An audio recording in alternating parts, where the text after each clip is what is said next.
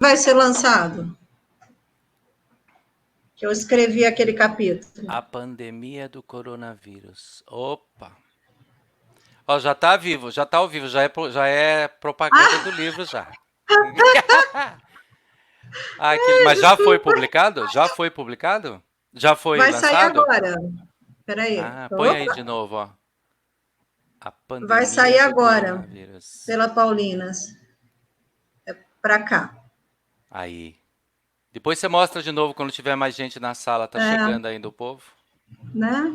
É daquele texto que eu tinha te mostrado. Muito bem, o povo tá chegando aí. 2, 3, 4, 5. O povo vai chegando. Minha mãe deve entrar aí. Ah, é?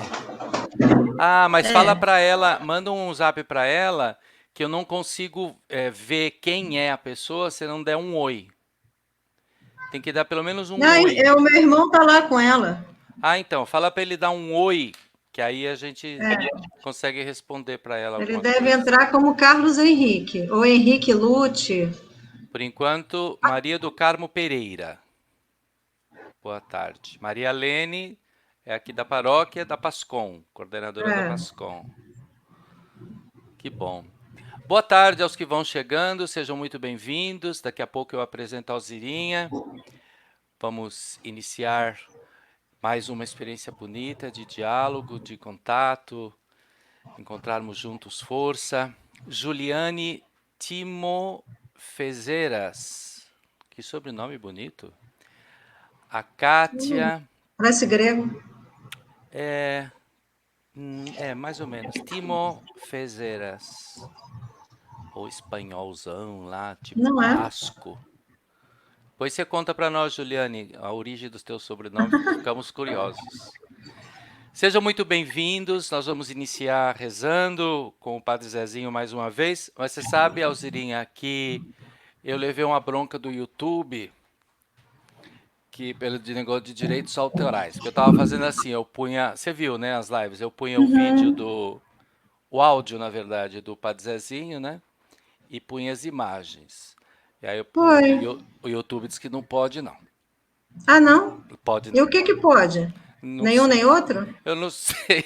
Eu não sei dialogar com o YouTube, eu não estou ainda nesse nível de Ah, autonomia tecnológica, né? Então eu não sei como negociar, eu não sei nem como pedir esse negócio de liberação de direitos autorais, não sei nada. Então, para não arriscar deles brigarem comigo de novo, claro. então eu vou botar a imagem e eu mesmo canto, tá? Vocês vão ter que me aguentar hoje cantando. Isso Não é, pode? acho que sim, vamos ver. Olha Não é o lá, daqui a Padre. pouco o Padre Zezinho vai vir atrás de você. Só faltava, né? Mas sejam bem-vindos. Vamos lá. Esse tema tem me acompanhado porque eu acho importante compreender esses espaços virtuais nesse contexto, né, do esforço de ir ao povo. É a missão da igreja, né? Em saída. Temos que ir. Se a gente não for, ninguém vai, né? Que essa poesia bonita aqui do Padre Zezinho possa nos inspirar nessa missão. Eu sei das dores que o teu povo enfrenta. Eu sei também qual o teu pensamento. Diante das dores que o teu povo aguenta, sei muito bem quais os teus sentimentos. Ir ao povo é preciso, ir ao povo, ser gentil com o povo de Deus. Se preciso chorar com o povo, marchar com o povo. A caminho do reino dos céus. Ir ao povo é preciso ir ao povo. Defender o teu povo, Senhor. Se preciso ensinar o teu povo a buscar seus direitos. e ensinar que és o libertador. Eu sei das dores que o teu povo enfrenta, e sei também qual o teu pensamento. Diante das dores que o teu povo aguenta, sei muito bem quais os teus sentimentos. Ir ao povo é preciso, ir ao povo, ser gentil com o povo de Deus. Se preciso chorar com o povo, marchar com o povo, a caminho do reino dos céus, a caminho do reino dos céus, a caminho do reino dos céus. Em nome do Pai, e do Filho, e do Espírito Santo. Amém. Que Deus nos ilumine. Amém. De cara, agradeço imensamente, Alzirinha, Amém. por você ter aceitado o nosso convite. Que bom que você está aqui. Esta aqui é a Alzirinha, uma amiga de longa data, minha professora na teologia, apesar de eu ser muito mais velho que ela, mas ela foi minha professora na teologia. Obrigada. E depois nos reencontramos e Deus nos providenciou tantas oportunidades de estarmos juntos. E eu começo perguntando o seguinte: mas escuta, você não é freira, você é leiga, é mulher, e está na teologia e é doutora em teologia. Que história é essa? Muita gente aqui não entende isso aí. Pode mulher leiga fazer teologia? Como é que é isso aí?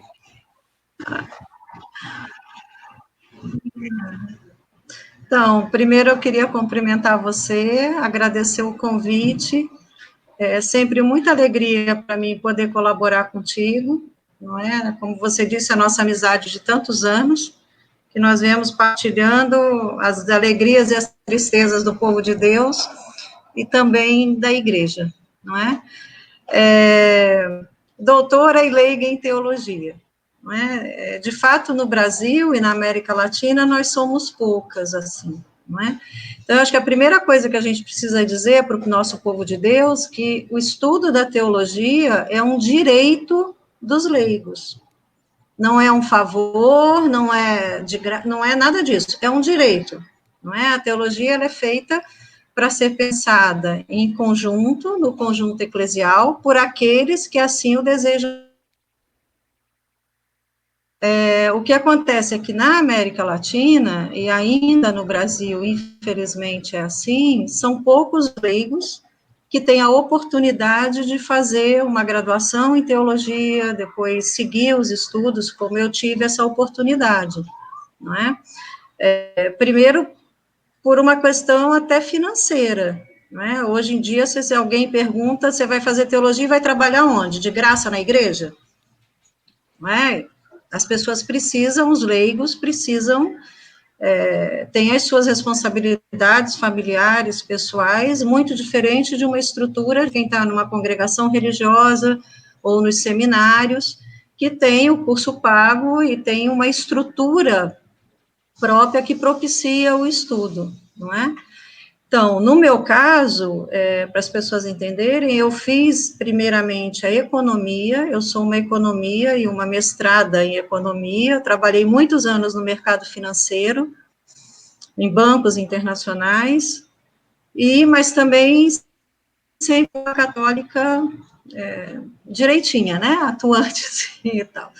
Então, chegou no momento da minha vida enquanto cristã, que eu pensei, trabalhando no mercado financeiro, eu comecei a me colocar questões sobre esse próprio dinamismo, não é? Essa própria contradição que tem entre um mercado que gera pobres e um evangelho que quer defender os pobres, não é?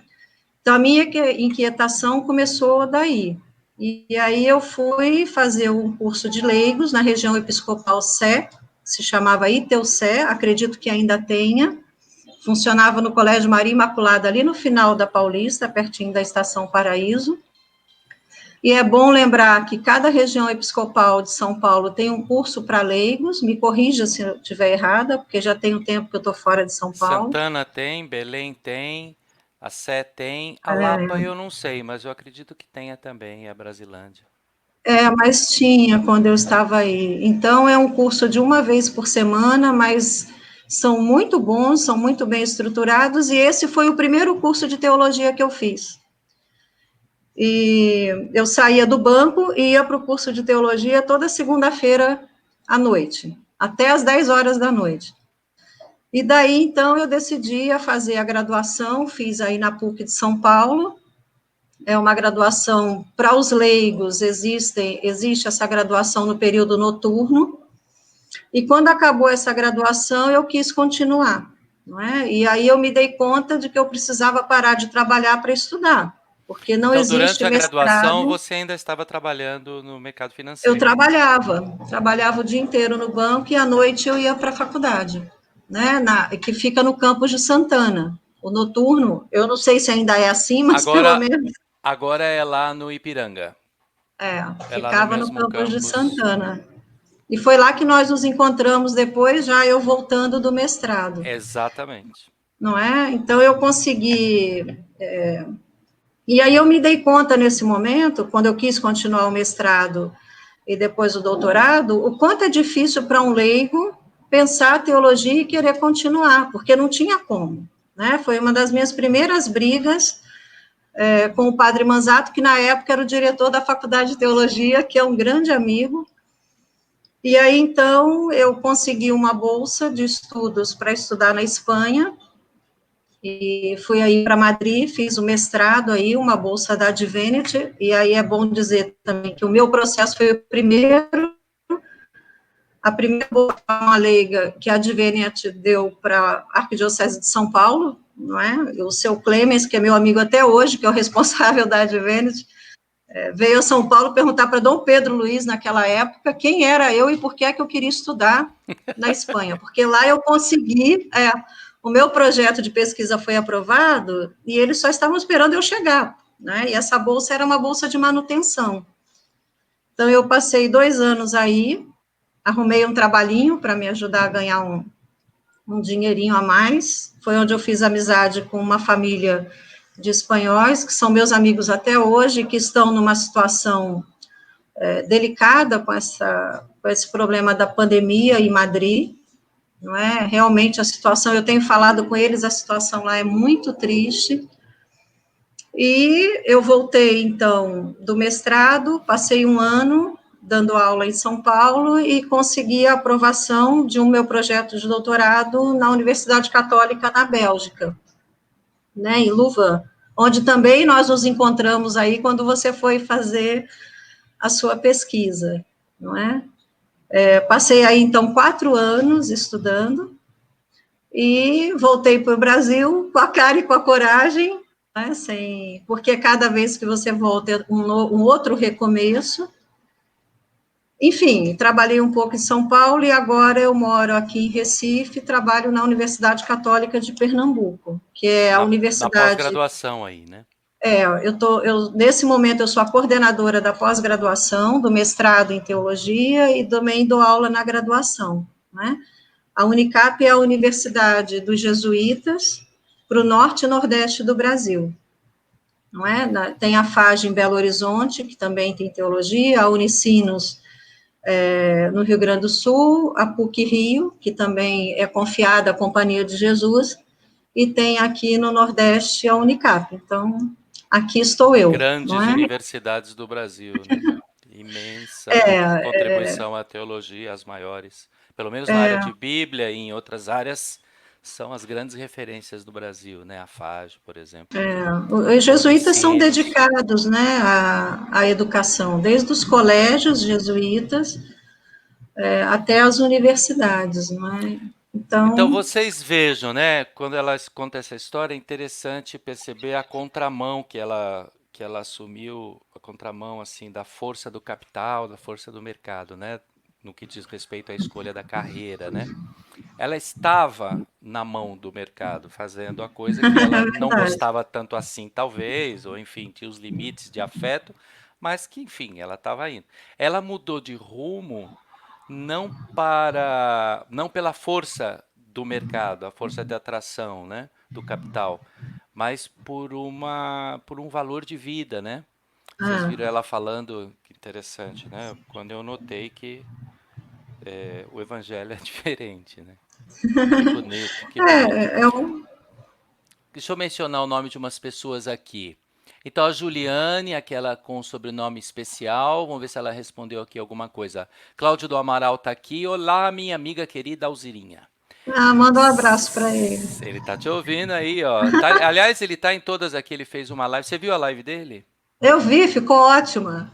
Foi a Foi bom para primeira. matar a saudade. Foi a primeira, ele foi meu cobaia. E agora eu tô falando para ele fazer a segunda, ele tá dizendo, sei que.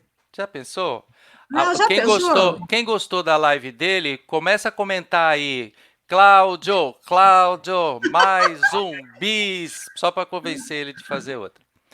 Eunice, Selma, Elienar, Rosana Pedroso, Ivani Dantas, Magno Carvalho Salesiano, Padre Salesiano, está aqui também nos acompanhando. Helena Dutra, a Juliane. Diferente. O sobrenome é lituano. Tá. Não é nem Ah, espanhol nem grego, Alzirinha. É lituano. Eu parente dos conheci um padre. Sinkevicius. É, eu conheci um padre lituano, deoniano, Padre Minder. Ele foi para a Lituânia, acho que nunca mais voltou. É brasileiro, voltou para lá. O Cláudio do Amaral, o som da Alzirinha está com muito eco, mas isso já faz algum tempo, acho que já corrigi usar. Ele sugerindo para você diminuir um pouco o volume. Mas acho que Eu? agora já está ok. Mas eu acho que agora já resolveu. Tá. Maria Selma, Maria de Lourdes, Noemi Nakashima também tem vindo aqui quase todo dia. Seja muito bem-vinda. É, Mônica Piovesana, Daniela do PHN da Canção Nova, Daniela, seja bem-vinda.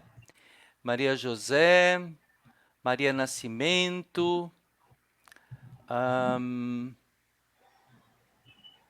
quem mais? A Madalena Egas, aqui da paróquia. Cláudio do Amaral, e já está até com sotaque nordestino, ele falou. Não tô, não. É uma questão de resistência. E já tem uma pergunta para você da Lídia, que eu já vou fazer já.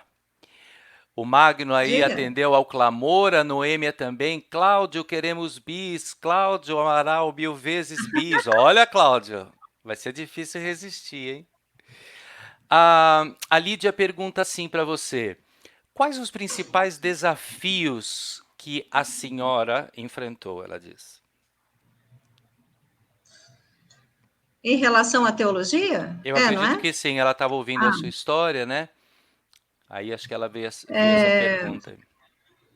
veja, Lídia, enfrentei não, continuamos enfrentando, não é? Eu costumo brincar com as pessoas que eu saí de um meio, que é o mercado financeiro, é um meio muito masculino, e entrei em outro muito masculino, né? Então, assim, depende do espaço onde se está, né? Se o espaço é mais clerical, os desafios são maiores. Se o espaço é menos clerical, os desafios são menores, né?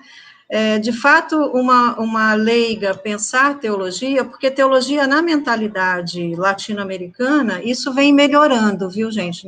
Também não é o final do mundo, não, mas a teologia, de maneira geral, ainda nesse contexto que nós estamos, ela se dá por suposto que ela só é pensada pela hierarquia da igreja, né?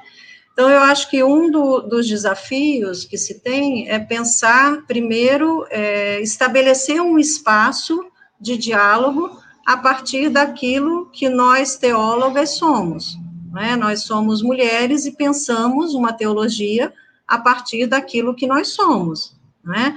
É um olhar diferente, um olhar distinto sobre as questões teológicas. Um segundo desafio, e aí atinge aos leigos de maneira geral, independente de ser homem ou mulher, é o desafio de viver da teologia, né?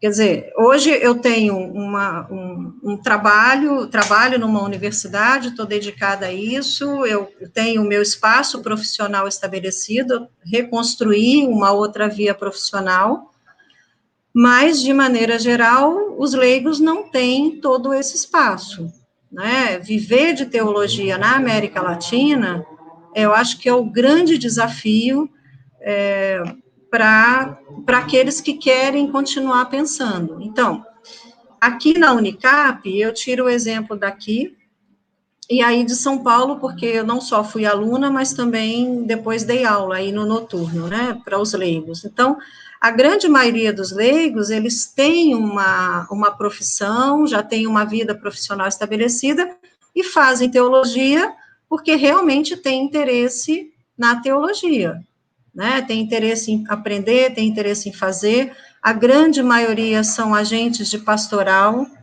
né, trabalham, são dedicados ao trabalho da igreja, à missão, à evangelização, e querem fazer um aprofundamento, até porque para servir melhor aquilo que se propõe dentro do espaço eclesial, não é? Mesmo para o mestrado, aqui na Unicap, não é, como eu sou a coordenadora agora, nós temos seminaristas, temos pastores. Aqui na Unicap nós trabalhamos muito em conjunto com o Seminário Batista do Norte, que é um seminário de 1813, os batistas chegaram nessa região do país, são muito abertos, então eles fazem a graduação no seminário deles, que já é uma faculdade reconhecida, e vêm fazer o mestrado conosco. Aqui nós ainda não temos o doutorado em teologia. Então, de qualquer forma, também entram no grupo daqueles que têm já uma profissão estabelecida, não é? E tem como pagar o seu mestrado, enfim, não vão viver exatamente dele, né? Fora isso, eu acho que tem um outro desafio que se chama linha teológica, não é? Quer dizer, a maneira de pensar a teologia, e isso é um desafio também, não só de teólogas, não é? Mas é um desafio que cada vez mais vem se agravando entre teólogos de uma maneira geral, não é? Agora, então, que os diálogos tendem a ser mais polarizados, não é? As linhas teológicas também sofrem um pouco o reflexo de tudo isso, não é? É de uma hierarquia que quer interferir, que não entende que o papel do teólogo é contribuir para o pensamento e contribuir para a igreja, então eles querem interferir no sentido de cercear o pensamento, ainda existe isso, e existe muito, apesar do Papa Francisco, não é? Existe cada vez mais distanciamento entre diálogos teológicos, de linhas teológicas. Eu não gosto da expressão mais conservador, porque eu acho que isso não traduz o que é, mas eu gosto mais de pensamentos que querem avançar, não é? Fazer avançar a igreja, os processos da igreja, da missão, de repensar, não para alterar, mas para repensar e ressignificar os dogmas, etc., ao passo que tem gente que está querendo voltar para Trento, não é? Eu costumo dizer que a gente que nunca esteve no Egito, que está com saudade das cebolas do Egito. Enfim, né, cada um tem o direito de estar na linha que quer, mas a falta de diálogo, eu acho que hoje começa a se fazer um grande desafio, não só para uma teóloga mulher, não é? Mas entre nós, teólogos, né? O Guilherme é professor também, universitário, e talvez, não conheço muito a instituição que ele trabalha, mas seguramente terá, não é? Essas divergências, né? Que são muito saudáveis, desde que sejam dialogáveis. não é? Tem sido um tema que tem aparecido em praticamente todas as lives, né? Essa necessidade de conservar o diálogo. Seja É, política, seja religião, seja teologia, seja religião, seja o que for, né? Sem diálogo, você trata disso nesse texto que você escreveu, nós não podemos terminar essa live sem você ao menos dar uma palhinha desse trabalho que você fez e que nos inspirou essa live. Mas deixa eu comentar aqui uma provocação, uma contribuição de uma pessoa também muito especial que está aqui nos acompanhando. Ela está no YouTube, que é a irmã Mercedes Darós. Ela é teóloga também, do direito canônico. Mas quando a gente ouve ela falando, não parece direito canônico, não. É porque a gente tem preconceito com canonista, não tem? Eu tinha, antes de conhecê-la. Mas ela é meio poeta, assim, sabe? Quando a gente ouve ela falando, a gente até gosta do direito canônico. Eu passei a gostar do direito canônico ouvindo a irmã Mercedes. E ela diz assim: mulheres no pedaço. Legal, teóloga e com doutorado. Aí ela diz assim: teologia, mulher doutora e no Nordeste. Mulher tem um olhar diferenciado e próprio, é verdade, ela diz. Aí ela pergunta: você se sente respeitada? Você gosta do que faz nesse jeito de viver e ser igreja? olha, Mercedes, eu acho que tem muitas maneiras de se colaborar com a igreja, não é? E o meu espaço de colaboração com a igreja é o espaço da formação, não só na academia, como formação de leigos, né? Leiga que sou e estudiosa do Padre Comblan, eu não poderia ter outro espaço que não a formação e a formação de leigos, não é? Eu me sinto respeitada nessa universidade onde eu estou. Né? Já passei em outras instituições que me senti menos respeitada. Né? Não digo desrespeitada, porque é um mecanismo muito velado, não é? Talvez desconsiderada fosse o termo, mas a Unicap é uma instituição que ela não é confiada à Companhia de Jesus, ela é da Companhia de Jesus. Então, a relação que nós temos com a hierarquia local é uma relação efetivamente de colaboração. Eles não vêm aqui dizer o que deve, o que não deve, o que pode, o que não pode. Não é? Nós estamos na Arquidiocese de Olinda e Recife, mantemos uma boa relação com o arcebispo, colaboramos, inclusive os seus seminaristas estudam na universidade, nós temos aqui 9 dioceses que têm os seus seminaristas conosco, e congregações religiosas, umas outras tantas também, não é? Então, é um espaço eminentemente acadêmico, não é? Então, eu falo por essa experiência que eu estou tendo agora. Agora, por outro lado, eu estudei, né, para a gente ter um parâmetro, eu estudei na Espanha, que é uma igreja estritamente eclesial, não é? Para você ter uma ideia, eu fui a primeira liga aceita na universidade, e não foi em Comilhas, mas foi na San Damaso. A Comilhas é dos jesuítas da Espanha, não A é? primeira O Pablo leiga? Domingues, que era o diretor da universidade, foi, né? Foi a primeira leiga que... Então, eu era um ET naquela instituição. Era muito bom. Né? Um dia o Pablo Domingues me chamou e falou, Zirinha, olha, tem um pouco de paciência. Eu falei, não, eu vou ter, eu estou aqui para fazer a minha pesquisa e vamos embora. Mas, ao passo que no norte da Europa, na Bélgica, ninguém nunca, em 4 anos, me perguntou o que eu era. Se eu era leiga, se eu era freira, se eu era casada, se eu era solteira, se eu era... Ninguém nunca me fez essa pergunta, porque teologia ali é uma profissão, e ali você está enquanto aluno da instituição. Né? Ou você trabalha bem, ou você é reprovado e está fora da escola doutoral. Não é? Então, são espaços. Eu acho que o grande desafio está em como e isso a gente vai aprendendo com o tempo, não é? Como é que eu vou me colocando nos diferentes espaços, né? Como é que eu vou delimitando o meu espaço, apresentando o meu pensamento, a minha pesquisa, e percebendo os diferentes espaços onde nós estamos. Mas eu acho que isso é sadio, não é só para quem é mulher, não é? Mas é sadio para todo mundo, né? Eu acho que perceber, como dizia Santo Tomás, né, de Aquino, se a discussão não vai dar em nada, é melhor nem começar. Então, tem alguns espaços que eu transito, que eu respeito a opinião das pessoas, e se eu posso colaborar, eu colaboro, se eu não posso, eu bato as minhas 2 sandalinhas, tiro a poeira, como dizia Jesus, e vamos em frente. Porque o trabalho é muito grande, não é? E tem pouca gente qualificada. E eu acho uma pena, porque entre os leigos, não que entre outros grupos não tenha, mas entre os leigos,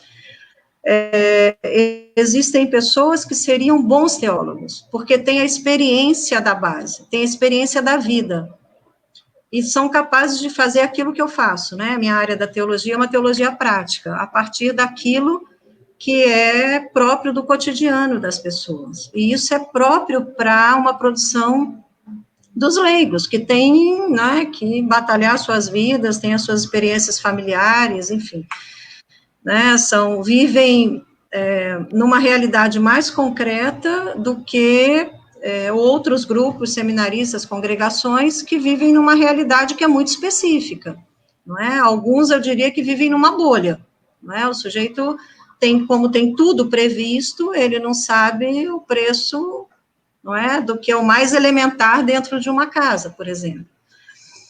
Quer dizer, é capaz de produzir teologia? Claro que é, mas talvez uma teologia mais conceitual, não é? E o que nós precisamos hoje, e eu estou convencida disso, e nesse sentido o Papa, esse Papa, né, o Francisco, ele foi uma bênção, não é, para a teologia latino-americana, e pelo menos para o meu sentido teológico, que o que nós precisamos hoje é não dar resposta, não é, porque isso não existe, mas é propor uma contribuição às demandas concretas que as pessoas estão esperando.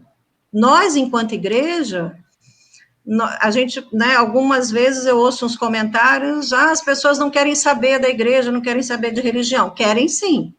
É só prestar atenção no que as pessoas estão falando por aí. Né? Talvez nós é que tenhamos medo de dialogar com aquilo que nós não conhecemos. E isso é um desafio da teologia. Né? Senão a teologia vai falar para quem? Né? Vou Então, ficar falando assim. na teologia também tem lugar de fala, como a gente diz em outras áreas. A teologia, ela é um lugar de fala. Eu sei, Não mas é? Ela, dentro dela, por exemplo, uma mulher produz teologia, uma mulher leiga produz teologia de um lugar de fala diferente de um seminarista que entrou no seminário ela aos tem 18 diferentes, anos, tem. né? Não é? Por que os lugares de fala são diferentes? Porque as experiências são diferentes. Não Uhum. é? Ninguém produz a teologia só conceitual. Não é? Se tem alguma coisa que a teologia não é, ela não é ahistórica, ou seja, ela não é uma teologia que não faz parte da história, não é? Sobretudo a nossa, não é? Nós não somos, Isso, quer dizer, os textos bíblicos, os nossos, eles não são, nós não somos uma religião do livro, como, por isso, exemplo, é o Islã, não é? O isso. Islã, se o mundo mudar, o texto deles continua o mesmo, fazendo o mesmo sentido, não é? O nosso, se o mundo mudar, a nossa Isso. Bíblia vai por água abaixo, porque nós, pelo menos, professamos a fé em um Deus que entra no momento da história, numa cultura concreta, num ano concreto, enfim, há um vínculo O texto vai ser lido e ressignificado diferente no tempo, né? Hoje ressignificado, eu à vi luz das uma, experiências. hoje eu vi uma ressignificação dessas, uma paráfrase, na verdade, de o Fernando Geronasso, ele deve ter sido seu aluno também, é leigo aqui tem 2 filhos lindos, um é meu xará, o Sim. Guilherme. E ele postou aquela frase de quem matou quem? Caim matou Abel, né? De Caim, quando Deus pergunta: cadê seu irmão? E aí ele responde: uai, eu não sou responsável por ele, né? Não tenho nada a ver com isso, né? Ele cita, ele coloca aquele texto do Gênesis, e aí em seguida ele faz uma paráfrase. E daí? Eu lamento. O que eu posso fazer? Uma frase que está repercutindo na nossa cabeça desde ontem como um Só faltou ele martelo. dizer, eu não sou Messias. Só faltou ele Não, eu sou dizer isso. Messias, mas não faço milagre. Eu acho que É esses textos desrespeitoso demais. permanecem, mas eles devem ser, aliás, eles têm que ser ressignificados, né? Senão não dá. Outras Tem, não pessoas é? aqui, Essa é a Dermeval riqueza, né? Moraes, essa é a riqueza. Maria Olga, Rosana Pedroso. A Rosana Pedroso pergunta se você.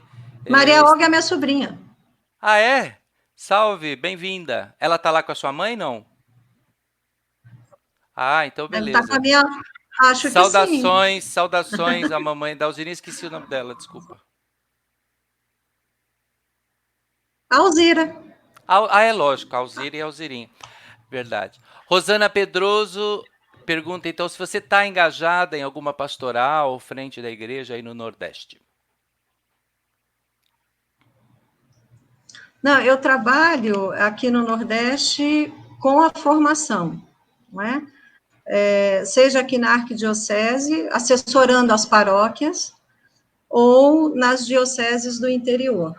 Né? Eu trabalho principalmente com a diocese de Pesqueira, com Dom José Luiz, que é um redentorista sudestino, como eu, não é? Ele é daí do interior de São Paulo, e eu ajudo bastante a ele a organizar a formação dos leigos. E aqui na arquidiocese, eu começo a ser convidada a dar formação nas paróquias, que no fundo é o que eu já fazia em São Paulo, não é? Nós, os professores da Faculdade de Teologia, eles são muito convidados ao trabalho de formação nas paróquias, nas dioceses, não é?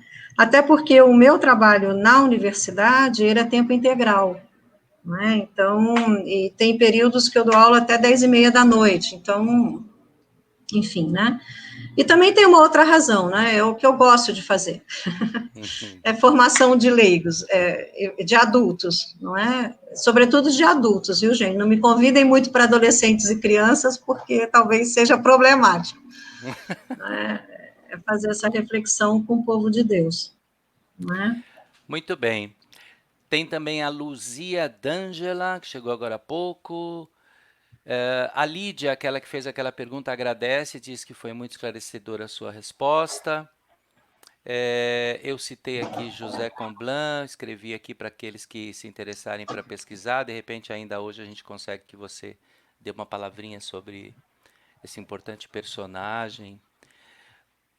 Dinalva, a Suelen Barbosa Silva, ela quer publicamente agradecer a Maria Rosa, daqui da paróquia, por estar com os filhos dela nesse tempo de pandemia, o Davi e a Alice. Duas crianças incríveis. Estão sempre por aqui. E o Cláudio do Amaral faz uma pergunta.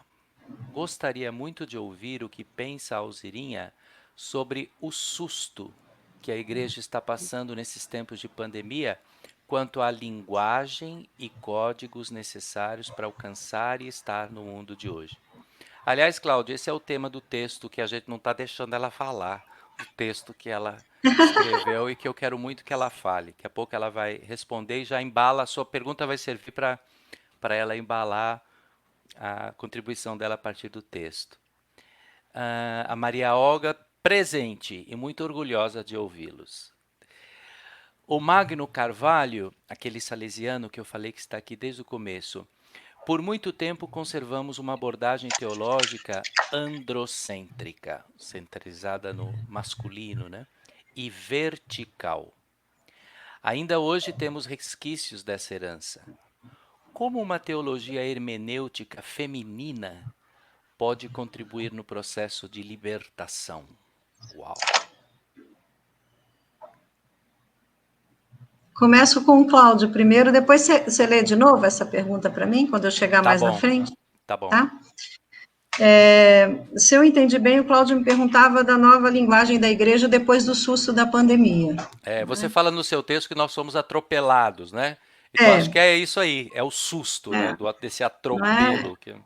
Alguém dizia em uma dessas lives, eu não sei se foi o Cláudio mesmo ou se foi o professor de ontem, que houve uma aceleração. Eu também não sei se foi aqui que eu ouvi, mas eu tenho para mim que foi, não é?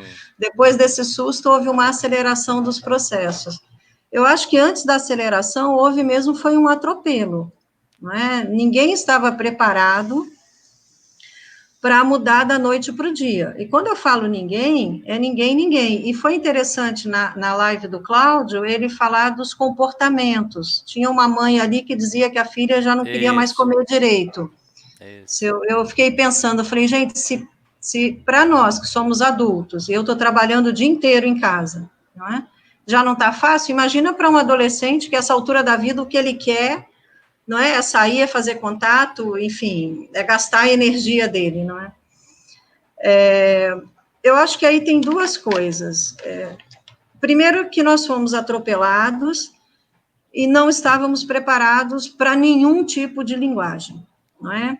E por que não estamos preparados? Porque nós somos autorreferenciados, vamos ser honestos.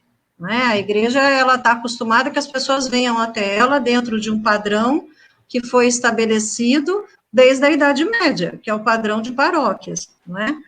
O coitado do Papa está aí há 7 anos, 8 anos, 9 anos, e ele vai morrer falando disso, pedindo para as pessoas saírem das paróquias. Não é? É só isso que ele está pedindo. Quer dizer, fazer uma mudança, não é? Ir em busca de outra. É a música do Padre Zezinho, do começo, não é? Do nosso encontro. E a gente não consegue. Então, agora, nós estamos sendo obrigados a encontrar o caminho. Não vamos encontrar nessa pandemia, vamos encontrar depois. Não é? Aqueles de boa vontade que quiserem vão continuar encontrando.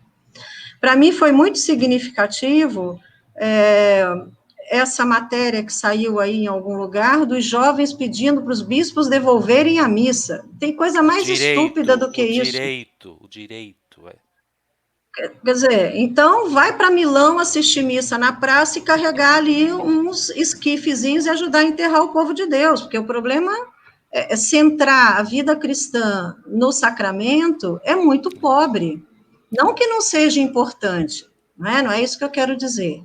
Não é? Claro que é importante, claro que a Eucaristia para nós tem um valor enorme, mas nesse momento o que tem valor maior é a vida, não é? Não bastando isso, no sul do país, onde já se ensaiou em Santa Catarina uma liberação e uma volta, eu ouvi a fala de um bispo daí, dizendo que vai voltar aos poucos, mantendo a mesma, quer dizer, é a manutenção de um sistema que já é bastante questionável por ele mesmo, né? Então, eu acho que esse atropelo, nós ainda estamos no estado, eu costumo dizer, né, que nós ainda estamos no estado de choque da primeiro atropelo, né, da primeira batida que o carro deu em nós. Agora, passando tudo isso daqui a uns 5 anos, talvez 10, sei lá eu, né, a gente possa olhar para trás e ver que alguns encontraram outros caminhos, né. Esses dias, porque a minha pesquisa, como ela vem de uma teologia prática, eu fico olhando as redes sociais, mas mais observando os comentários que estão nas redes sociais, não é? A quantidade de missa transmitida que tem no YouTube, no Facebook, de amigos e de não amigos, gente que eu conheço, gente que eu não conheço, é uma enormidade.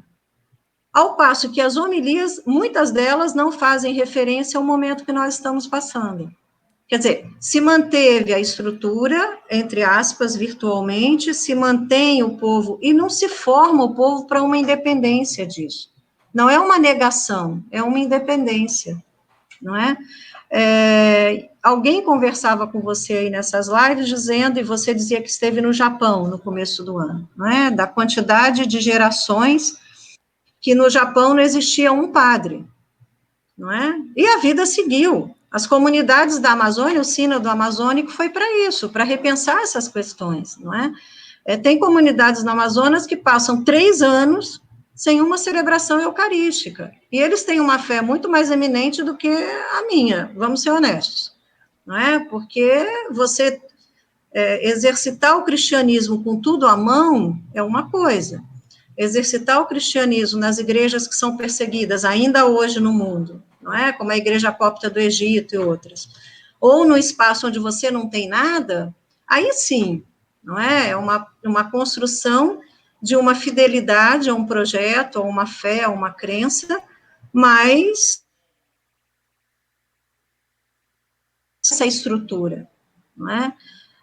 Eu não sei, eu acho que ninguém sabe, não é? Eu tenho ouvido muita coisa, muitos debates, enfim, mas poucos debates eclesiais, ou seja, de teólogos, de teólogas, discutindo quais são os futuros. A gente está discutindo, por enquanto, filosoficamente, psicologicamente, que era o suporte que o Cláudio, a contribuição do Cláudio, filosoficamente, como é que vamos sair melhores disso tudo, como é que podemos nos refazer disso tudo, mas teologicamente, no sentido de eclesialmente, não é? Quais são os caminhos que a igreja ou aproveita isso agora, não aproveita nunca mais, né? Vai Acho levar que não mais um estamos século. falando disso, é Não verdade. estamos falando disso, não estamos pensando esses caminhos, não é? E aí, qual foi a solução que nós encontramos? Reproduzir o que tínhamos nas paróquias nas mídias sociais.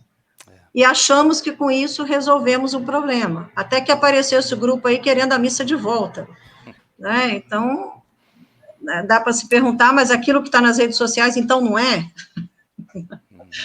Né? Que é um outro debate, né? Até isso vai ter que ser repensado, né? Como é que nós pensamos o sacramento sem o povo? Né? O sacramento à distância. Né? Qual é a validade? O Esbardeloto, Moisés, da Sim, Unicino, sim, sim. ele trabalha isso, ele tem um livro muito bom que se chama E Deus virou web, ou Deus virou byte, não é? Que é esse novo campo de missão que é as redes sociais. Mas pensar isso significa pensar, inclusive, uma nova teologia do sacramento, né? Quer dizer, essa comunhão espiritual, né? Que comunhão espiritual é essa? Tem sua validade? Claro que tem, não é?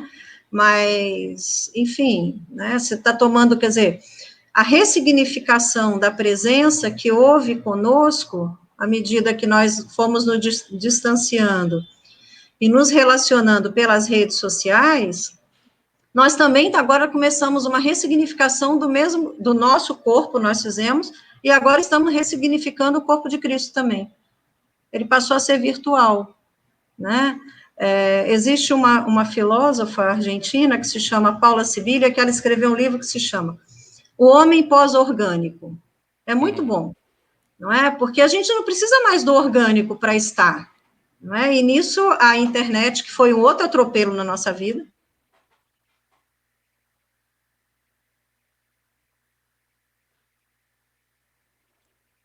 Cortou. é a família, não é? Deu uma cortadinha aí na tua transmissão. Repete, por favor, essa última Não, frase. eu dizia, né, da Paula Sibilia, que ela Sim. diz da nova ressignificação da presença, não é? Enquanto corpo físico e corpo virtual. Uhum. E agora nós fomos obrigados a fazer a mesma coisa com o corpo de Jesus, não é? Ele deixou do físico e passou para o virtual. Quer dizer, é possível dizer que eu não estou presente com vocês nesse momento? Não, porque eu estou, pelo menos eu me sinto. Eu me sinto. Então, sacramentalmente, é possível dizer que não há mais o sacramento? Ou o sacramento houve para quem está lá coladinho no padre e para quem está aqui está assistindo um filme? É um Não é? teatro? Pois é. São coisas que, olha, eu acho que vão levar mais uns 50 anos. Isso Primeiro, tudo? vai. Primeiro, porque tem que ter gente que quer mexer nisso, não é? Gente que tem que estar preparada para levar essa reflexão à frente. Teve E eu acho que as uma live resistências aqui, são grandes. as resistências são grandes. Teve um biblista que fez uma live conosco aqui, anteontem, acho que foi, e ele falava exatamente disso, e usava exatamente esses elementos do corpo, do pão, que é corpo, respondendo a exatamente uma pergunta que foi feita a ele sobre essa questão da missa, da Eucaristia, né? E É, nós temos elementos no cristianismo. Ele trabalhava o evangelho de Emaús. E tem lá uma frase no final que nós traduzimos como "e Jesus desapareceu diante dos olhos deles", no final daquele diálogo e depois de ter partido o pão, nós traduzimos "Jesus desapareceu". Mas ele vai lá no original e diz assim, mas não está escrito isso lá. Está escrito que ele ficou invisível. E de fato depois eu fui ver lá no original, não é que eu duvidei dele não, mas eu fui ver para sentir o gosto que ele sentiu, né? E a palavra lá é aphantos, que em grego é invisível. Ele ficou invisível, É que uma forma de presença. é uma forma de presença. Claro. Aliás, foi a partir dessa forma de presença que tudo começou a acontecer no cristianismo.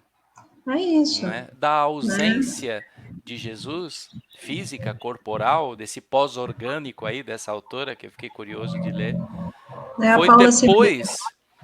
depois, foi com Jesus pós-orgânico que tudo É, começou, não é? É um elemento interessante. Ó, deixa eu comentar algumas coisas. Está aqui a Dinalva, ela diz que me conheceu acho que lá no curso de, um desses cursos que você menciona, só que esse é paroquial, mas é um curso grande, um número grande de gente, lá do Santuário São Judas. Salve, Dinalva, Deus abençoe. que bom. A Denise agradece, a Beth Alfredo chegou, avisa que chegou atrasada, mas chegou. Depois vê do começo, Beth, que você vai gostar. A Rosa Freitas avisa que seus irmãos Miguel e Rosinha estão aqui também. Meu irmão e minha cunhada. Legal. Minha família é essa, é a presença virtual. Tá vendo? A Cida Viana corrobora isso tudo, dizendo igreja em saída.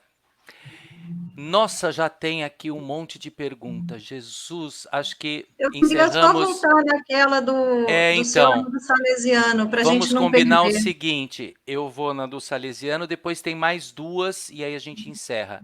Tem uma da Vilca Olímpio, que eu não li ainda, e uma do.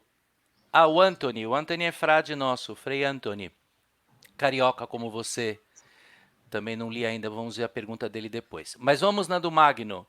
Eu vou repetir para você. Por muito Por tempo favor. conservamos uma abordagem teológica androcêntrica, que tem no centro o homem, né, o masculino, e também vertical, né, de cima para baixo, acho que ele quer dizer, né, que é exatamente essa a ideia. Ainda hoje temos resquícios dessa herança, ele diz. Como uma teologia hermenêutica feminina pode contribuir no processo de libertação? Ele usa essa palavra tão bonita, quanto ousada, quanto poderosa. Eu acho que uma primeira coisa que eu penso que a gente tem que deixar claro, ele seguramente terá isso claro, mas ele usou bem o termo feminina, não é? Que não tem a ver com uma teologia feminista, não é? Eu não faço uma teologia feminista, não é? A minha teologia é uma teologia prática, que ela é feminina porque ela é feita por mim, que ela é feita por mim, não é? Porque às vezes as pessoas veem uma mulher e teóloga e já vai achar logo que eu vou tratar dos temas da teologia feminista, que tem o seu valor, naturalmente, mas não é essa a minha área de pesquisa, né? Que nós temos muitos resquícios, a própria estrutura da igreja, ela é o resquício, que nós insistimos em manter esse resquício, não é? Talvez porque ainda não tenhamos encontrado uma outra forma de nos colocarmos no mundo, né? Então, eu acho, como é o nome dele mesmo? Magno. Magno, eu acho, Magno, que não é um resquício. Eu entendo quando você fala que a igreja foi durante muito tempo masculina, e de fato ela até hoje é muito mais masculina, na hierarquia, porque a base da igreja hoje ela é feminina, 90% das nossas comunidades é formada por mulheres, e que trabalham nas comunidades são mulheres, não é? Essa Mas que sala aqui está cheia muito mais de mulheres do não que é? homens. E que muitas das vezes não tem direito nem de opinar, porque aquele resquício androcêntrico não permite isso, não é? Mas se tirar as mulheres de dentro da base da igreja, as igrejas se esvaziam, minha gente, vamos ser honestos, né? Então, eu acho que o que se precisa, Magno, é pensar não a partir do feminino ou do masculino, mas é pensar a partir do evangelho. Porque a teologia, esse dado de libertação da teologia, é um dado próprio do evangelho, porque é um dado próprio de uma característica de Deus, pelo menos daquele que nós seguimos. Pode ter outros por aí com outras características, não é? Quer dizer, é para a liberdade que Cristo vos libertou, não foi para outra coisa. Então, o equilíbrio, eu acho que viria de quem estivesse no contexto eclesial, e eu sempre reforço o contexto eclesial, porque não existe teologia que não seja feita de maneira eclesial, não é? Se ela não é a histórica, ela também não é a eclesial, mas o equilíbrio, não por ser homens ou mulheres pensando, mas por voltar às fontes, que foi o exercício que o Concílio Vaticano II tentou fazer, mas não conseguiu ao todo, mas voltar às fontes do que é o próprio do Evangelho. Porque, no fundo, a gente está falando de seres humanos, não é? De seres humanos enquanto o centro da criação. Não porque somos mais importantes. E descobrimos, outra coisa que essa pandemia mostra é isso, não é? Além de não sermos tão mais importantes, destruímos tanto a criação que chegamos numa pandemia. Não é? O Leonardo Boff tem um texto muito bom publicado sobre isso, mas porque humanos que somos, merecemos, e com a fé que professamos, merecemos pensar que existem outras formas mais livres e fraternas de se colocar no mundo, inclusive a instituição. E a partir dessa mudança, dessa diminuição de resquício, em conjunto, pensar outras formas. Não é? É um outro desafio. Né? A teologia são só desafios, né, minha gente? Não tem. Mas que ciência que não é? Não Tudo tem nada supõe um pronto. esforço. A Vilca Olímpio não é uma pergunta, mas ela partilha uma reflexão bem bonita sobre essa questão da ausência, presença de Jesus, etc. Tipo uma anedotazinha bem interessante. Ela diz assim: tinha um moço que todo dia ia à igreja, ia diante do sacrário e dizia: Oi, Jesus, eu sou o Zé. E fez isso durante toda a sua vida. Um dia, o Zé ficou doente e não pôde ir ver Jesus. Estando em sua cama, chegou um moço e disse: Oi, Zé, eu sou Jesus. Agora, mais do que nunca, Jesus está retribuindo todas as visitas que o fazemos e logo, logo isso tudo vai acabar. Hoje o Frei Emerson postou, Frei Emerson que Deus você queira. conhece, Uhum. postou no Facebook dele, ele foi acho que visitar algum doente na paróquia dele lá em Pedro Osório, no Rio Grande do Sul, e levar comunhão para algum doente. Estou entendendo que foi isso. E aí o doente disse exatamente isso a ele, né? Já que que eu não posso ir visitar Jesus na casa dele, ele veio aqui, né? Essa relação de ausência e presença, ela de fato ela é ressignificada de muitas formas, né? Mas depois tem uma pergunta aqui do Frei Anthony, que eu disse que é carioca como você. A questão dos sacramentos à distância, sobretudo a comunhão eucarística, poderia ser uma forma das pessoas consideradas em situação irregular, entre aspas, se sentirem mais igualitárias enquanto igreja? Interessante essa pergunta. Porque existe uma resistência muito grande quanto a essas pessoas que acabam se sentindo menos importantes por não comungar fisicamente.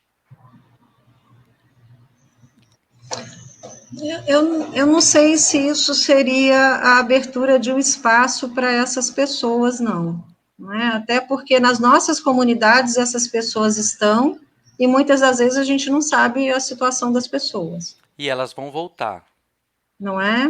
E E talvez elas voltem vão. exatamente com a É, mesma exclusão, né? eu não sei se dá É. para afirmar a mesma relação, não é? Talvez temporariamente, nesse tempo, eles É, sintam, né? E talvez nos desmascare, talvez o que o Frei Anthony esteja pode tentando ser, porque provocar. essas missas, nos canais católicos, elas já vinham acontecendo desde sempre, É, não é? A minha mãe, que está nos ouvindo aí, é uma senhora de 90 anos, muito melhor do que nós três aqui juntos, mas ela assiste toda a tarde a missa da TV Aparecida. Né? Eu, muitas vezes, aqui em casa também, até mais pela reflexão, não é? E um momento de oração, enfim, de reflexão pessoal. Então, isso sempre aconteceu, né? Talvez agora isso tenha ganhado uma outra visibilidade, né? Isso, talvez isso. Mas eu acho que a questão maior que vai em relação aos sacramentos virtuais é muito mais do que o sacramento, é a configuração da comunidade, não é? Porque mais importante do que o sacramento é a comunidade que está reunida em nome, porque os sacramentos não existiam, né, gente? Vamos entender a história da igreja, isso veio, isso veio se configurando enquanto sacramentos na história da igreja. As comunidades do primeiro século, as primeiras comunidades cristãs, elas se reuniam ali, cantavam os cantos, os textos patrísticos dizem isso com muita beleza, não é? Elas se reuniam ali, cantavam os cantos, partiam o pão, tomava seu vinhozinho, e era a oração da semana. Essa configuração sacramental que foi sendo discernida e instituída, ela é bastante posterior. Aliás, todos, não é, os sacramentos. Com essa característica sacramental que nós temos hoje. Ela é posterior na história da igreja. Então, eu torço para que essa situação nos propicie voltar ao sentido de comunidade que se reunia para oração, para partilha, não importa se tem o pão ou se não tem, se tem, ótimo, não é? Se temos essa possibilidade presencialmente, muito bom, se não temos, a partilha do evangelho, ela se dá de outras formas. E eu acho que é a nossa chance de recuperar. Não é? Na Quinta-feira Santa, nas celebrações aqui, eu pensava muito sobre isso. E as pessoas, eu tinha sugerido assim, olha, a gente escolheu alguns sinais, né, para cada dia, domingo de Ramos, que cada um pegasse um ramozinho, enfeitasse a casa, etc. Na Foi sexta-feira ótimo a isso. cruz, etc. E aí na quinta-feira eu sugeri assim, não tem um símbolo, mas um grande símbolo é a mesa, uma refeição. Então prepare uma refeição diferente esse dia, nem que for um cafezinho, com as pessoas que estão dentro da sua casa, algo que simbolize para antes ou depois da missa, você se lembrar da importância da mesa, da partilha, etc. Olha isso. Precisa de ver as fotos que as pessoas mandaram. Olha. Foi bem legal. Mesas especialmente bonitas, adornadas. Talvez muitas que não faziam isso há sei lá quanto tempo pela correria da vida, né? E que fizeram isso na quinta. Eu Então, acho que nós. eu acho que a gente está tendo essa oportunidade de revisitar essa nossa identidade no cristianismo, de microcomunidades mesmo, né? E que nos constituíram e que nós nos afastamos dessa identidade, né? E também de ganhar autonomia, né?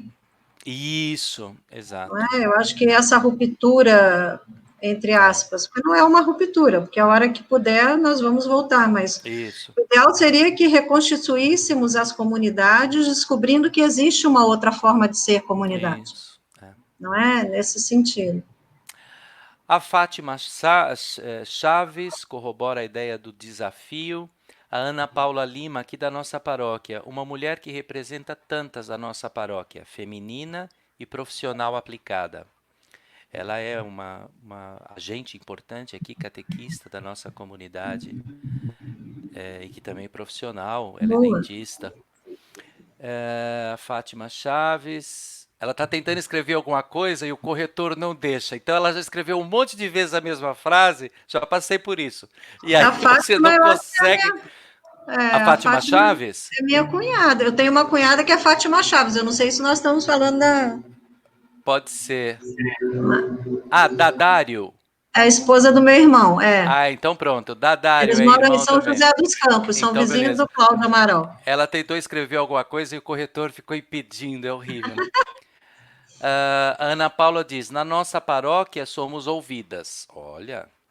Muito bem, estou muito orgulhosa de você. Foi meu aluno, viu, gente? Rosa Freitas, na casa da vovó, antes de todas as refeições, oramos. Tradição cristã belíssima que carregamos. Maria Olga aqui. O Não Cláudio se Amaral. almoça sem ler o versículo lá em casa. Que bonito. A Desde Cláudia a... Amaral. Ah, minha querida Alzirinha, como é bom te escutar. Parece que você fala ao meu coração. Beijos, querida. Um beijo, Cláudio. Que legal. Alzirinha, já estamos partindo para encerrar, não quero também ficar segurando você aqui, mas dá uma palavrinha sobre esse Comblan, que é desconhecido para tanta gente, mas que não poderia ser desconhecido, porque ele é Pois tão é. importante para a teologia, para o Brasil, né, para a pastoral, para a teologia prática, como você já falou aqui várias vezes, né? Dá uma palavrinha rápida sobre quem é esse sujeito, como é que você sintetizaria. Não, síntese é demais. Mas A síntese é demais. como é que você provocaria alguém a ter interesse em conhecer José Comblan e pesquisar aí nos canais da internet, pelo menos, e depois, quem sabe, procurar algum livro? Então, vou fazer minha propaganda. Isso, ótimo. Né? A minha propaganda é que aqui na universidade nós temos o Centro de Pesquisa e Documentação José Comblan.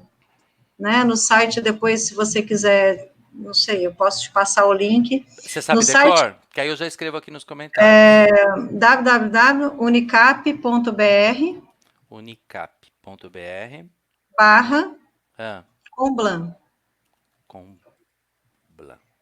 Aí já cai dentro do link do Centro Comblan. Ótimo. Né? Eu postei aí nos comentários, tá bom, minha gente? Aí, ali é mais fácil de ver as fotos e, enfim, a história de Comblan. Então, Comblan é um teólogo belga, né? Por isso também eu quis estudar na Bélgica, para entender essa lógica e conhecer um pouco esse mundo.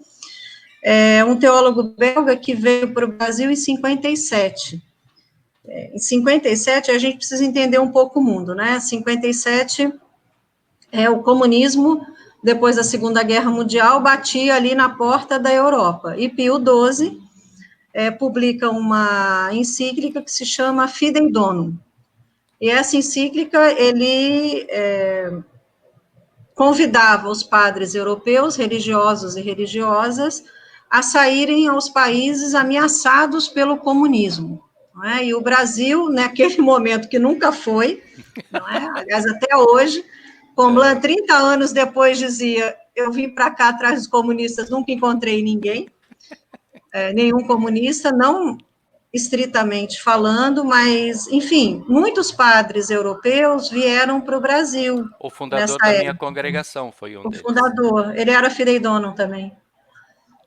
Vieram para o Brasil. Ele nunca deixou de ser um padre da Arquidiocese de Malines e Bruxelas, na Bélgica, mas ele era um missionário, e junto com ele vieram muitos, assim, e a grande maioria não quis voltar. E Comblan foi um que veio e nunca mais voltou. Ele ia a cada ano na Bélgica dar aula lá na universidade onde eu estudei. Ele era professor da Universidade de Louvain, mas nunca mais quis morar lá. E aí ele se engaja. Já era Louvain, não era Leuven. Quando que foi que Não, era Louvain original, né? aquela Louvain-la-Neve veio em 67. 67, tá? E aí Comblan vem para o Brasil, ele chega em Campinas, ele, o padre Lagai e o Michel Escoyans, mais dois belgas que vieram com ele chega em Campinas, passa 4 anos ali, ele era um biblista de formação, um excelente biblista, e começa a dar aula nos dominicanos. Depois ele vai para o Chile, e num dado momento, em 65, quase 10 anos depois, Dom Helder Câmara o convida, que era amigo pessoal do cardeal Suínes, que era o arcebispo belga, convida Comblan para vir para o Nordeste. Não é? E aí eu acho que aqui no Nordeste, Comblan encontrou o destinatário da teologia dele, eu costumo dizer. Não é? E aqui no Nordeste, ele desenvolve, então, toda a sua teologia, e aí vem a teologia latino-americana da libertação, ele se engaja com os teólogos nesse processo da teologia latino-americana, e depois vem os tempos da ditadura, enfim, não é? Ele acaba sendo expulso num dado momento do Brasil, volta para o Chile. A vida de Comblan é um enredo de um filme, de tantas idas e vindas, mas o fato é que aqui no Nordeste Nunca fizeram um Ele, filme sobre ele? não, Olha, uma não. oportunidade aí, ó. E aqui no Nordeste ele se dedica à formação de leigos missionários, não é? Porque ele diz, ele é um missiólogo, depois de ser um biblista, ele é um missiólogo, e ele forma, então, as escolas de formação missionária, que existem até hoje no Nordeste, são 9 escolas no Nordeste, uma em São Félix do Araguaia, lá na Prelazia, e Ah, quem você me cuida falou com hoje tanto carinho, você visitou acho que há uns 3, 4 com Dom anos lá. Adriano, É. Dom Adriano Cioca. É um outro mundo a Prelazia. E toda a teologia prática de Comblan, que é aquilo que me interessa no pensamento dele, é trabalhar a formação missionária dos leigos, não é? A formação de leigos para que eles se tornem missionários autônomos, independentes, bem formados, enfim, né, para o avanço do processo da evangelização.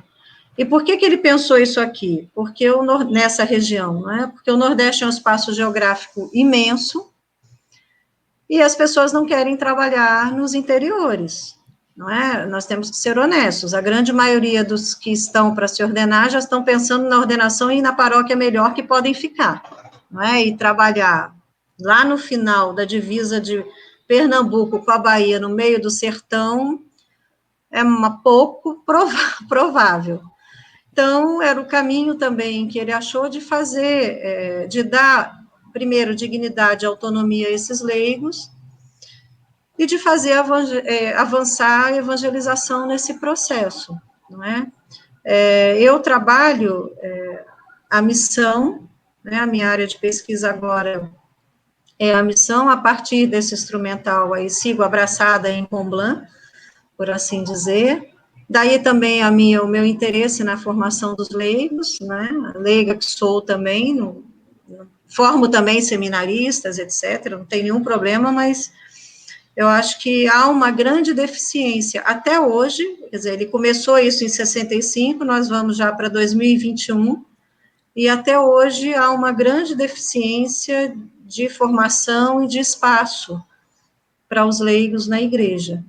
Comblan morreu em 2011, aqui no Brasil, muitos anos aqui em Recife, depois foi trabalhar com Dom José Maria Pires na Paraíba.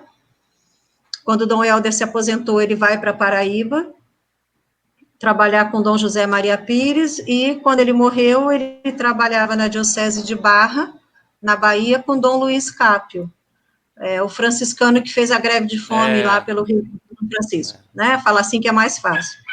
Ficou E aí famoso. ele morreu em 2011, na Diocese de Barra. Eu conheci uma vez, antes de ir para a Bélgica, eu entrevistei em São Paulo. Eu não o conhecia pessoalmente, conhecia só de livros. Ele me dizia: eu acho que você não devia ir estudar. O meu pensamento, ele queria que eu mudasse o tema. Não devia fazer isso. Mas já está decidido, se conforma, não é? Mas era alguém de uma generosidade muito grande, assim, não Ele está é? enterrado aonde? Tem ainda familiares dele na Bélgica. Ele está enterrado numa cidade que se chama Solânia, do lado do Padre Biapina, não é? Tem o memorial do Padre Biapina, é na Paraíba, no interior da Paraíba, perto de Areias, bastante longe daqui do Recife. Eu estive aí uma vez.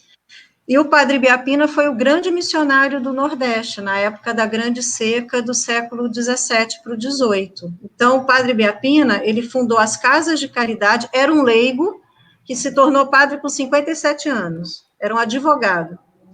E o Padre Biapina, naquele momento, ele forma as Casas de Caridade para acolher mulheres com crianças da seca, e para ensinar essas mulheres um ofício, para poderem viver na seca, porque os maridos iam buscar trabalho em outras regiões do país, e essas mulheres ficavam sem nenhum recurso. Então, ele cria essas casas de caridade. É interessante porque ele dava voz, as mulheres liam o evangelho nas celebrações. Ele era um visionário, não é? Tal como Comblan, eu acho. E Comblan, então, pediu para ser enterrado no santuário do Padre Biapina, porque ele dizia, bom, quem vem rezar para o Padre Biapina, eu pego uma carona nessa reza aí, porque ninguém vai lembrar de rezar para mim, ele brincava, né? Mas isso eles respeitaram, e aí, ali do lado, criaram também um memorial José Comblan, não é? Onde os leigos dele se reúnem das escolas missionárias, tem uma vez a cada 2 anos um grande encontro das escolas missionárias, aí ele cria uma metodologia de formação, ele foi alguém muito amigo de Paulo Freire, então ele se apropria, por assim dizer, da metodologia de Paulo Freire, da pedagogia, não é? Da pedagogia dos oprimidos de Paulo Freire, e transporta isso para a formação dos leigos. É um trabalho muito interessante, assim, o que ele faz, o que Comblan fez é hoje o que eu faço em termos teológicos, né, a partir de baixo para cima, né, da experiência das pessoas para produzir uma teologia, né, Eu tem conheci muitos um. livros de Comblan, não, só para dizer, né, tem muitos livros de Comblan com uma linguagem muito fácil, que a grande maioria agora tem que ser por estante virtual, enfim, questão já fora da edição, mas eu acho que vale a pena ser lidos, né, lidos. E o principal deles, para mim, é um que se chama O Povo de Deus, né, que ele ressitua e faz todo um estudo bíblico, porque é que nós somos povo de Deus, nós não somos comunhão, nós não somos outra coisa, não é? A comunidade nasce de um povo que se identifica com esse Deus que nós seguimos, e é um dos grandes livros dele. Para mim, esse está sendo publicado, para você ter uma ideia, está sendo publicado até hoje. Que Não é? legal. Normalmente nos ambientes de teologia se acessa Comblan naquela questão do urbano, né? E, e acho que é só, As não questões é? pastoral, né? É, Pastorais. é, Pastoral urbana, viver é. na cidade. Acho que é um recorte, vamos dizer, que é mais Comblan acessado é dele, né? alguém que não tinha. Comblan era um belga, não é? E os belgas são bem peculiares. Você os conheceu um pouco, não Uhum. é? Os belgas são bem diretos, são curtos e grossos, são boníssimas pessoas, mas o que tem que falar, falam, enfim. E Comblan sempre foi um crítico, não é? Mas não é um crítico que criticava por criticar, né? Comblan é alguém que você tem que ler o livro dele até o final, né? Porque primeiro ele destrói tudo, depois ele começa a reconstruir fazendo proposições. Então, mas por conta dessa metodologia de trabalho, Comblan é alguém que é muito criticado, mas a maioria das pessoas que o criticam nunca o leram. Eu já Pois é. cheguei a essa conclusão. Então fica Isso é difícil criticar o típico. que você não Isso é típico, né? não Isso é é? Mas típico. alguém que foi muito criticado, enfim, Essas até por figuras alguns fazem da uma hierarquia diferença. mesmo. Essas figuras fazem tanta diferença, né? Eu conheci um personagem lá no Japão, guardadas as devidas proporções, muito parecido. Também um padre que foi para a periferia da sociedade. No caso dele, a perseguição tinha acabado de acabar, então estava tudo destruído para ser reconstruído, mas a prioridade dele não era a religião, era a sociedade, as comunidades. Eu descobri que foi ele que levou o macarrão para o Japão. Você acha? Olha, Um padre. Agora eu não me lembro se ele é belga ou se é francês. Estou em dúvida agora. Os japoneses. jesuíta não. Eu acho Tem que ele muitos era jesuítas que diocesano. Eu acho que ele é diocesano. diocesano. Aliás, eu vou ver se eu arrumo um japonês ali, um frade, lá para vir aqui numa live contar a história do Padre Dorô. Vocês vão ficar encantados. Espero que tenham gostado da história do José Comblan, que é muito importante, e se interessem pelo livro dele. Eu vou trazer também, vamos ver se eu consigo um japonês aí para contar a história do Padre Dorô. Vai ser incrível. Vou ter que arrumar um Boa. que fale uma língua que a gente dê conta disso que eu vou Pois ter que é, o fazer. difícil é fazer uma tradução, né? Mas acho que tem uns frades lá que falam inglês ou italiano, vamos ver se a gente traz. Ah, boa. A Lene comenta assim: as dioceses do Nordeste, ela é nordestina, do Ceará. Ela que Sei. tem contato Ela com é o Zé Vicente. eu vi a live dele. As dioceses do Nordeste sempre investem em formação de leigos, formação de alto nível, ela diz. Rosa Freitas, Dona Alzira, mãe de Alzirinha, tá ligada também. Miguel aqui. Muito bem, minha gente. Muito obrigado pela companhia de vocês. Foi uma experiência linda, muito especial para mim ter a Alzirinha aqui e a contribuição de vocês, perguntas muito boas, interações muito boas. A gente está dizendo que esse espaço virtual acho que chegou para ficar, independente do rumo dessa história da É, pandemia. Acho que é um espaço que chegou para ficar. Eu tenho dito que eu estou pagando a língua porque não, eu nunca fui avesso ao espaço virtual, mas eu criticava. Ah, esse povo dá muita importância para esse negócio de live, de produzir. Eu nunca tinha feito, por exemplo, né? O povo dá muita importância para esse negócio virtual. Olha eu aqui, pagando a língua. mas é porque existem, assim, lives e lives, né? Quer dizer, uma coisa é a É, promoção pessoal, outra coisa é criar um debate é verdade, é também isso. produtivo, né? Que eu É. acho que eu tenho acompanhado vocês aí, está sendo muito interessante. Eu acho que os temas estão interessantes, espero ter também podido contribuir, mas Muito, foi as que incrível. eu vi até agora realmente foram muito boas, assim, até É. E uma para muito pensar, diferente da ouvir outros outra. olhares. É, não Assim, é? Mas até eu acho que aí agora, todas muito diferentes da outra. É, muito bem. a gente vai ganhando outros olhares das É, situações, é. não é? Muito, muito obrigado, viu? Ah, meu querido, E eu quando quero quiser, pedir para você agora, para encerrarmos, que você reze por nós, nos abençoe, rogue a Deus a bênção sobre nós, sobre todo esse povo que está aqui, do seu lugar de fala, da sua experiência pastoral, que você nos ajude a rezar para concluirmos juntos esta live. então eu queria primeiramente agradecer por mais esse dia, não é? Isso é uma coisa que na pandemia eu estou fazendo diariamente, porque é um sacrifício muito grande estar sozinha aqui no Nordeste e em casa, né? Então, cada dia para mim é uma batalha vencida e vamos nós para frente. E eu queria agradecer, então, por mais esse dia. Queria rezar não só por nós que estamos tendo essa oportunidade de nos comunicarmos de uma outra maneira, de pensarmos as nossas questões da fé juntos, mas, sobretudo, para esse povo que eu tenho visto na rua jogado de um lado para o outro, não é?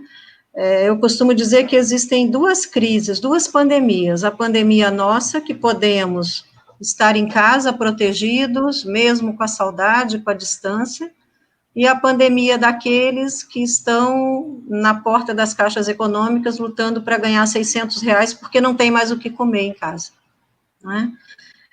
Então, eu queria pedir a Deus, primeiro, a graça da paciência, da resistência, que nós possamos, nesse momento, ganharmos maturidade, maturidade na fé, na confiança, que temos em Deus, de que uma hora tudo isso vai passar, mas sem esquecer daqueles que são e que estão em situação de vulnerabilidade, não é? Dos nossos pobres, que eram os preferidos de Deus, não é? Glória ao Pai, ao Filho e ao Espírito Santo. Como era no princípio, agora e sempre. Amém. Amém. Muito obrigado, um beijo no seu Nada, coração, querido. fica com Deus, espero logo, logo a gente poder se ver. E obrigado a Obrigada a todos pela você. companhia. Fiquem com Dá um abraço Deus. aí no pessoal. Beijo.